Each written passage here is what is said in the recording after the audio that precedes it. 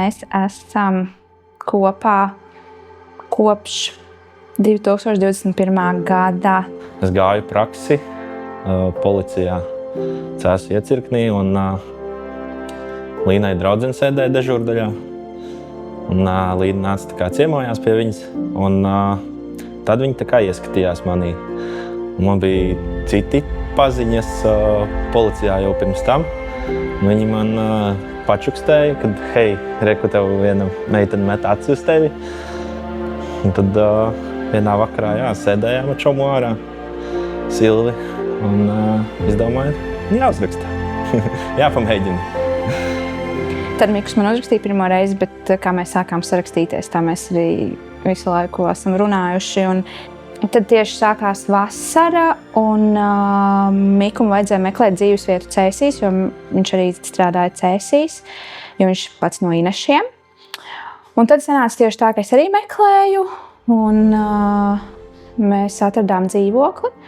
Un jūlijā, augustā mēs arī tur ievācāmies, un tad kopš tā brīža mēs arī dzīvojam kopā.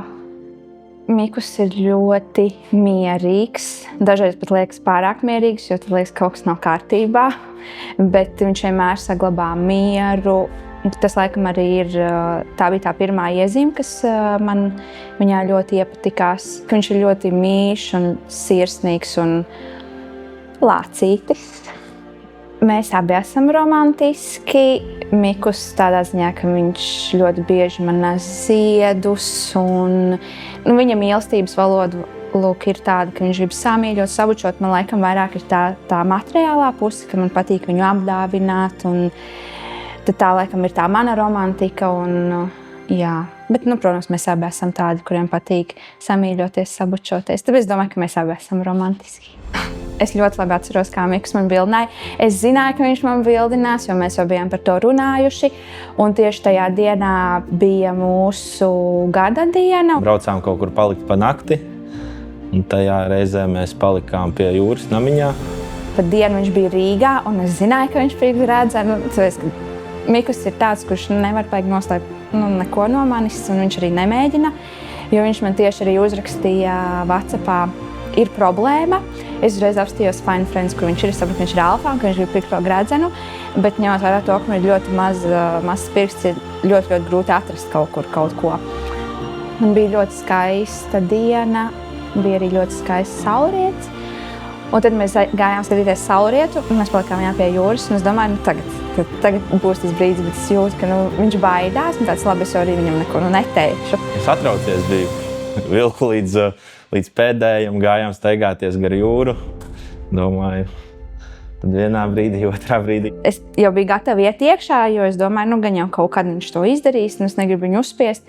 Un tad viņš tā viena celīša un jautāja nevis, vai tu kļūsi par manu sievu, bet viņš man jautāja, vai tu precēsi mani vai kaut kas tāds. Nebija tas parasti, vai tu kļūsi par manu sievu, tas man arī likās ļoti jauki. Jā, es ļoti labi atceros to dienu. Man nebija tāds pat uztraukums, kas man likās sākumā ļoti dīvaini, jo tā tomēr ir viena no svarīgākajām dienām mūsu mūžos. Bet laikam tas, ka es zināju, ka aiz mums stāv tik liela tā komanda, un ka viss jau ir sagatavots, un ka viss jau būs labi, galvenais, ka mēs esam kopā.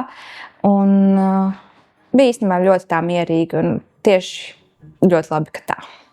Viss tā diena jau man tā liekas tāda spilgta un notikumiem bagāta ceremonija, jo tā parādīja ne tikai tās mūsu emocijas, bet arī pārējo viesu emocijas. Kad stāvēju ceremonijas vietā un ieraudzīju Līnu, tad saviļņots biju.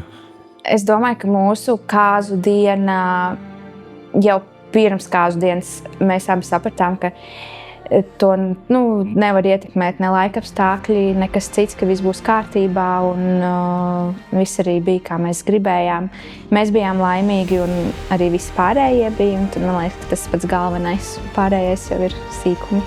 Tas spilgtākais noteikti bija tas first look, jo kaut gan arī mēs bijām kopā iepriekšējo nakti, jo daudzreiz pieņems, ka paliek atsevišķi. Tāpat tās likās, ka mēs tik ilgi neesam tikušies un ieraudzīju viņu tajā uzvalkā un ka viņš mani ieraudzīja kleitā un ka Mums abiem bija asariņas, tas bija tāds ļoti emocionāls brīdis. Bet, protams, arī visa ceremonija un mičošana, un ka visi raud, tas bija ļoti skaisti. Īsti tā nekas nav mainījies, un īstenībā ir mainījies viss, jo man ir pilnīgi cits uzvārds, un man ar to ir jāsarod. Vēl joprojām mazliet nepierasti ir, kad viņa ir Līna Cimdiņa, bet patīkami. Visa jau diena kāzās bija ļoti pozitīva, un visu laiku gribējās smaidīt.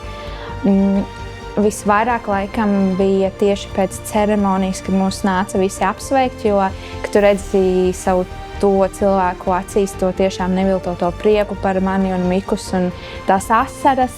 It sevišķi, ka draudzenes pat nevar neko pateikt, viņas vienkārši raud. Un tas, man liekas, tik skaisti un patiesi, un kad tajā brīdī sapratu, ka tie cilvēki, kur ir kāzās, tie ir mūsu tie īstie. Tā sajūta, ka tagad tiešām mēs esam kopā, un ka tas Dievs dod, lai ir uz to mūžu. Un, tas ir skaisti, jā. Man liekas, ka tu esi atradis cilvēku, ar kuru tu gribi pavadīt to visu mūžu kopā. Lai mums izdodas ne tikai sapņot, bet arī piepildīt visu, ko esam iecerējuši. Mikus, Rausi un jau vīrs, es tevi ļoti, ļoti mīlu un ceru, ka pēc gada, pēc 5, pēc 10, 20 un Dievs dod vēl, mēs viens uz otru skatīsimies tā, kā mēs to darām tagad, un ka mēs nestrīdēsimies, jo man liekas, mēs nemākam strīdēties un nedusmosimies, varbūt mazliet, un es tevi ļoti, ļoti mīlu. Un nevaru sagaidīt katru nākamo dienu, ko es pavadīšu ar tevi kopā. Bučas!